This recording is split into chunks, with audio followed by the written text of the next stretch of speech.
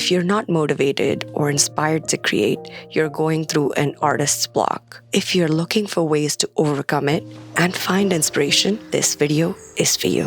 It doesn't matter what skill level you possess, what art medium you create in, how long you've been creating. An artist's block can affect anyone. Whenever I go through one and I cannot find inspiration to create my work, I use one or more of the following techniques.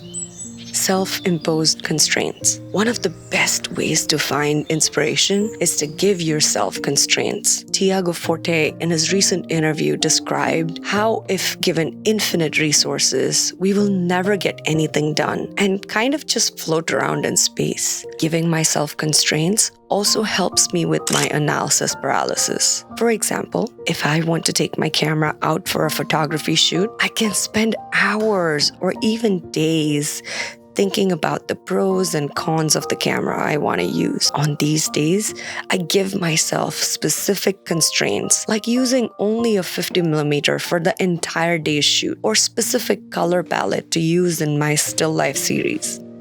It has also surprisingly, or maybe not so surprisingly, made me even more creative. It feels as if I'm throwing the shackles of making constant decisions off and letting myself just create within the bounds that I have set for myself. Every time I do this exercise, I have found that I have become more rather than less creative.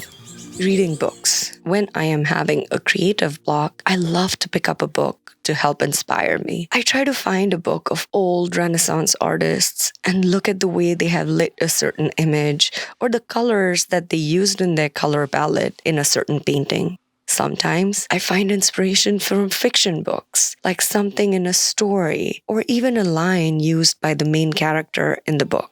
Take long walks or go on a hike. I love this activity and do this on days I need to get out of the house and be in nature to be inspired from it. I don't even take my professional camera with me, just my iPhone or a notepad and a pen. Nature is the best inspiration for finding the most perfect color combinations. Nature also helps something to unwind and unlock in me and helps my mind tap into its creative side.